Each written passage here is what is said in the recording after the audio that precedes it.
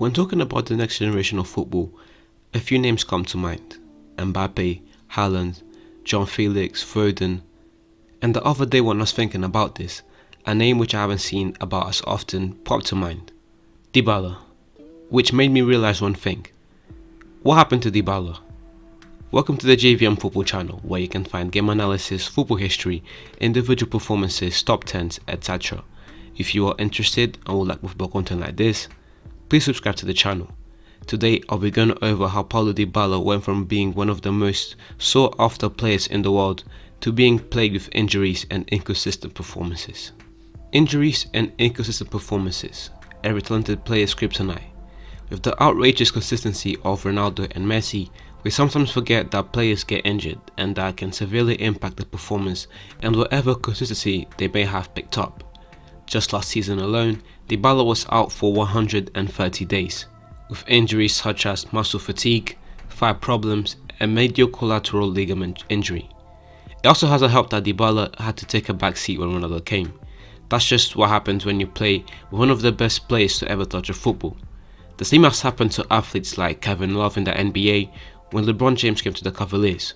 When one of the great comes to your club, adjustments must be made in order to maximize their potential, and Dybala suffered from this a lot. Before Ronaldo came, Dybala had scored 27, 19 and 23 in consecutive seasons. But in Ronaldo's first season, Dybala only scored 10 goals. The difference is definitely there. I'm not blaming Ronaldo for this. I actually think that it was inevitable, but we just cannot ignore the fact that when analysing Dybala's output decreased as quick and as much as it did, a difference of 17 goals. Let's go back then to the golden days to see where Dybala was and why he was so sought after.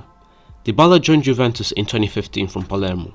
In his first season, Dybala scored 23 goals and registered 7 assists. Do you see now what all the fuss was about? The talented kid from Palermo joined the Italian Giants, and in his first season, he managed to register 30 goal involvements in 46 games played. The following campaign, Dybala registered 28 goal involvements, 2 less from the previous season, but still the type of output expected from a world-class player. This season, we also saw an increase in Dybala's Champions League output, scoring 4 goals in the competition. The next campaign, we would witness the best from Dybala so far, breaking his own record for goals and assists, contributing a total of 33 goal involvements, 26 goals and 7 assists from the Argentinian international in 46 games played. However, this was the last season we would see Dybala performing at his very best in a long time. As previously mentioned, in Ronaldo's first season at the club, Dybala only managed to score 10 goals. It is hard to play with players at Ronaldo's level.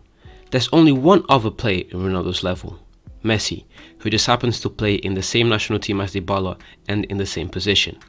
Dybala is obviously at his best when he's the focus point of the attack, or at least one of the focus points. Whenever he played with Ronaldo or Messi, he lost that, and that impacted his performance. I don't think this is an ego problem, but simply a consequence that comes with being less involved in plays.